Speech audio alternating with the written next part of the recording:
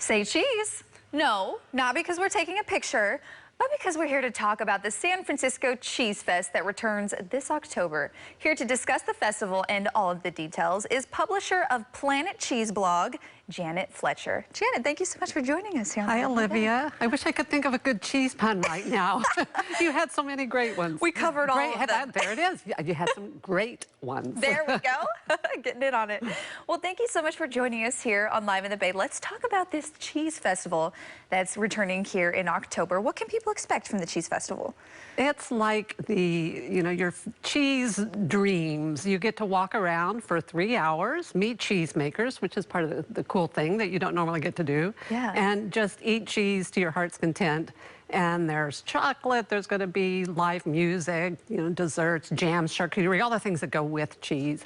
And then to kick it off, I'm going to be doing a special guided sit-down tasting, sort of a VIP tasting for people who want to add that on to their experience. And that's from 5 to 6. The festival's 6 to 9, but from 5 to 6 is a VIP tasting, and we're going to be having bubbles with our cheeses. Oh, that sounds so amazing. Well, let's learn a little bit more about the festival before we get into all this delicious cheese that you brought here today. So like you said, there's going to be a lot of cheese, tasting, pairing, but what else can people expect? Well, it's a fundraiser, actually. It's a benefit for the California Artisan Cheese Guild, so you can know you're doing good when you come. Yeah. But I think of it as a great date night. It's at a place called Rigger's Loft in Point Richmond, and it has a fantastic view of the San Francisco skyline. So what a fun way to spend a Saturday evening. Yeah, you may have just given me a little date idea from me and my husband. And I love cheese.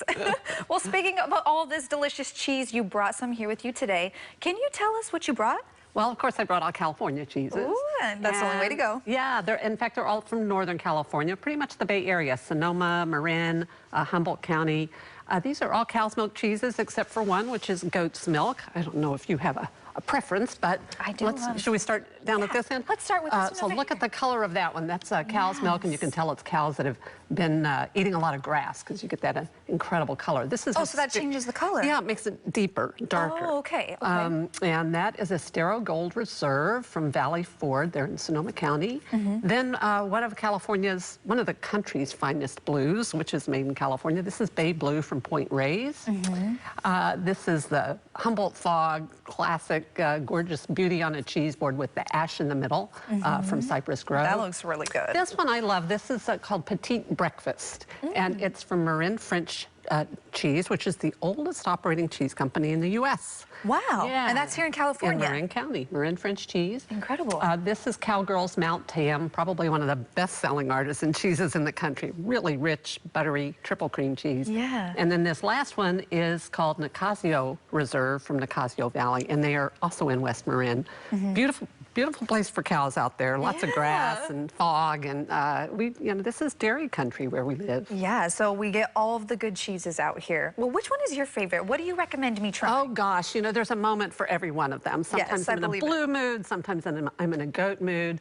But let's try this little Petite Breakfast. Are you up for that? Let's do it, yes. It's just, a lot of people don't know it. I'll let you cut it for me. Okay, it's a cute little guy. I'm just going to take a little wedge and out I see you brought some other stuff to pair it with. I did, and they'll have that at the festival. They will have some jams. This is a wonderful jam, not made in California, but the producer will be there. It's called Bonnie's Jams.